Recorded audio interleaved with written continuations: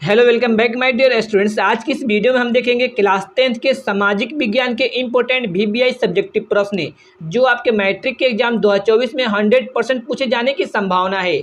क्योंकि आप यहां पर देख सकते हैं कि इस सभी प्रश्नों को कितना बार कब कब पूछा गया है, आप यहां पर देख सकते हैं। और यह सभी प्रश्न 2024 में आने की 100% संभावना है। इसलिए आप लोग इस वीडियो को पूरा जरूर देखिएगा। अगर आपको वीडियो पसंद आएगा तो वीडियो को जरूर लाइक कीजिएगा और चैनल पर नए हो तो चैनल को सब्सक्राइब जरूर कीजिएगा बेहतर से बेहतर अंक पाने के लिए। क्योंकि आपको इस चैनल पर मिलेगा क्लास 10th के ऑल सब्जेक्ट के वीबीआई सब्जेक्टिव प्लस ऑब्जेक्टिव प्रश्न, ठीक है। और इस सभी प्रश्नों को हम लोग आंसर एकदम सिंपल वर्ड में देखेंगे। तो आइए हम इस सभी प्रश्नों का आंसर देखते हैं। इसमें हमारा पहला प्रश्न था दल बदल कानून क्या है। बताना है कि दल बदल कानून क्या होता है। तो हम सबसे पहले क्या करेंगे, सबसे पहले हम आपको समझाएंगे, उसके बाद इसको हम लोग उत्तर में देखेंगे कैसे लिखा गया है। उसको उत्तर में मान लेते हैं कि यहाँ पर दो राजनीतिक पार्टी को मान लेते हैं, एक मान लेते हैं बीजेपी और एक मान लेते हैं कांग्रेस, ठीक है। दो हम लोग राजनीतिक पार्टी को मान लेते हैं, एक बीजेपी को ले लेते हैं, एक कांग्रेस को ले लेते हैं। मान लेते हैं कि इसमें से कोई एक कैंडिडेट जीत गया, ठीक है, चुनाव जीत गया। यानी कि कोई बीजेपी का एक कैंडिडेट चुनाव जीत गया और वह कैंडिडेट जाना चाहता है कांग्रेस पार्टी में, ठीक है। यानी कि जो बीजेपी का कैंडिडेट चुनाव जीता हुआ है और वह जाना चाहता है किस पार्टी में, कांग्रेस पार्टी में जाना चाहता है। तो उस कैंडिडेट को क्या करना पड़ेगा, उसको अपने सीट को गंवाना पड़ेगा, तभी वह कांग्रेस पार्टी में जाएगा, ठीक है। तो इसी को प्रतिबंध यानी कि रोकने के लिए एक कानून बनाया गया, ठीक है। तो उसी को हम लोग क्या बोलते हैं, दल बदल कानून, ठीक है। आप लोग यहाँ तो समझ गए होंगे। तो आइए हम इसको उत्तर में कैसे लिखेंगे, आइए हम आपको बताते हैं। सबसे पहले उत्तर में लिखेंगे दल बदल कानून क्या है, उसके उत्तर में क्या लिखेंगे इसको समझते हैं। लिखेंगे कि विधायकों और सांसदों के दल बदल को रोकने के लिए संविधान में संशोधन कानून बनाया गया। यह दल बदल कानून कहाँ बनाया गया, संविधान में बनाया गया। किसको रोकने के लिए, विधायकों और सांसदों के दल बदल यानी कि अदला बदली को रोकने के लिए यह कानून बनाया गया। तो इसके आगे हम लोग क्या लिखेंगे उसको भी देखते हैं। इसके आगे में हम लोग लिखेंगे इस कानून के तहत कोई भी विधायक या सांसद जिस दल के प्रतिनिधि के रूप में निर्वाचित होते हैं, यदि वह प्रतिनिधि अपने निर्वाचन वाले दल को छोड़कर नए दल में जाना चाहते हैं तो उसे अपनी सीट गंवानी होगी। जिस तरह से मैंने आपको यहाँ पर समझाया है कि अगर कोई बीजेपी का कैंडिडेट जीत जाता है और वह चाहता है कि कांग्रेस में जाने के लिए, तो उसको क्या करना पड़ेगा, अपनी सीट को गंवानी पड़ेगी। उसी को हमने इसमें लिखा है, ठीक है। तो आई होप आप लोग इस प्रश्नों को याद जरूर कर लीजिएगा, क्योंकि आपके मैट्रिक एग्जाम 2024 में 100% आने की संभावना है इस प्रश्नों को, ठीक है। तो आइए हम इसके उत्तर को एक और बार पढ़ते हैं। विधायकों और सांसदों के दल बदल को रोकने के लिए संविधान में संशोधन कानून बनाया गया। इस कानून के तहत कोई भी विधायक या सांसद जिस दल के प्रतिनिधि के रूप में निर्वाचित होते हैं, यदि वह प्रतिनिधि अपने निर्वाचन वाले दल को छोड़कर नए दल में जाना चाहता है तो उसे अपनी सीटें गंवानी होगी, ठीक है। और उसके आगे लिखेंगे यह दल बदल कानून भारतीय राजनीति में व्याप्त भ्रष्टाचार पर अंकुश लगाने की दिशा में एक महत्वपूर्ण कानून के रूप में उभर कर आया। आप लोग इतना लिख देंगे तो आपका एक भी नंबर नहीं कटेगा, ठीक है। तो आप लोग इसको याद जरूर कर लीजिएगा। तो इसी के साथ हम अपने दूसरे क्वेश्चन को देखते हैं। दूसरा क्वेश्चन हमारा क्या था, उसमें हमारा दूसरा क्वेश्चन था कि सर्वहारा वर्ग किसे कहते हैं। तो आइए हम लोग समझते हैं कि सर्वहारा वर्ग किसे कहते हैं। अगर जिस वर्ग में कौन लोग आएंगे, गरीब किसान लोग आएंगे, कृषक लोग, मजदूर, सामान्य मजदूर, श्रमिक और अगर आम गरीब आएंगे, उसी को हम लोग बोलते हैं सर्वहारा वर्ग। यानी कि जिस वर्ग में कौन कौन आएंगे, गरीब किसान, कृषक, मजदूर, सामान्य मजदूर, श्रमिक एवं आम गरीब लोग शामिल हो, उसे क्या कहते हैं, सर्वहारा वर्ग कहते हैं, ठीक है। तो इसके उत्तर में क्या लिखेंगे एक बार और इसको पढ़ते हैं।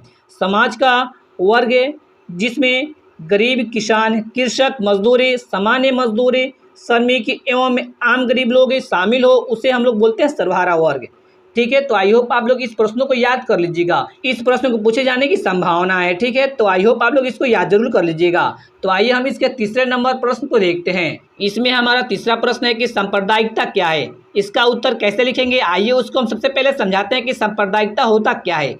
मान लेते हैं कि हमारे समाज में हिंदू लोग भी रहते हैं, मुस्लिम लोग भी रहते हैं, सिख लोग भी रहते हैं और ईसाई लोग भी रहते हैं, ठीक है। हिंदू, मुस्लिम, सिख, ईसाई सभी लोग रहते हैं। अगर इसमें से कोई एक धर्म है अपने धर्म को सबसे ऊंचा समझने लगे, ठीक है, अपने धर्म को सबसे ऊंचा समझने लगे, या तो वो हिंदू हो, या तो मुस्लिम हो, या सिख हो, या ईसाई हो, यानी कि इसमें से कोई एक धर्म है अपने धर्म को सबसे ऊंचा समझने लगे और बाकी धर्मों को नीच समझने लगे, ठीक है, तो उसी को हम लोग क्या बोलते हैं, सांप्रदायिकता बोलते हैं। तो उसको कैसे लिखेंगे, आइए उसको आंसर से देखते हैं।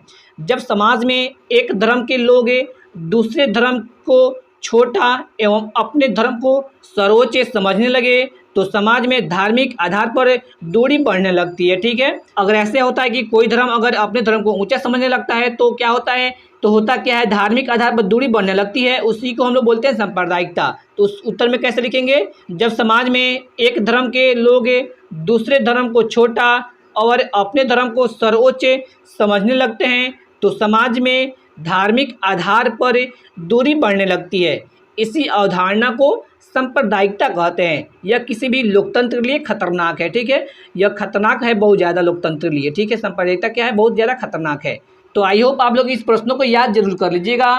तो इसी के साथ हम अपने अगले नंबर यानी कि चौथे नंबर प्रश्न को देखते हैं। इसमें हमारा चौथा नंबर प्रश्न है कि खिलाफत आंदोलन का कारण बताएं, यानी खिलाफत आंदोलन क्यों हुआ था वही हमें लिखना है, ठीक है। तो आइए हम इसके उत्तर से समझते हैं कि क्या हुआ था। तुर्की के सुल्तान को खलीफा कहा जाता था। क्या कहा जाता था, तुर्की के सुल्तान को खलीफा कहा जाता था, ठीक है। यह इस्लामिक संसार का मालिक माना जाता था। जो तुर्की का सुल्तान था उसको क्या बोला जाता था, खलीफा बोला जाता था। और वह खलीफा क्या होता था, पूरे संसार के मालिक माना जाता था, ठीक है।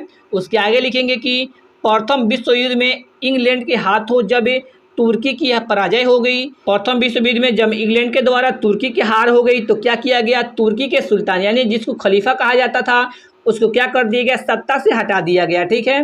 भारतीय मुसलमानों ने इसी का विरोध किया, इसे खिलाफत आंदोलन कहते हैं, ठीक है। अगर हम इसके उत्तर में इतना लिख देंगे तो एक भी अंक नहीं कटेगा। क्या लिखेंगे उसके उत्तर में, एक बार और पढ़ते हैं, ठीक है। तुर्की के सुल्तान को खलीफा कहा जाता था, यह इस्लामिक संसार का मालिक माना जाता था। प्रथम विश्व युद्ध में इंग्लैंड के हाथों जब तुर्की की पराजय हुई तो तुर्की के सुल्तान को सत्ता से हटा दिया गया, ठीक है।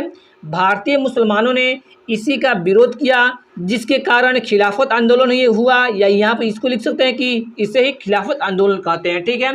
तो आई होप आप लोग इस प्रश्नों को याद जरूर कर लीजिएगा।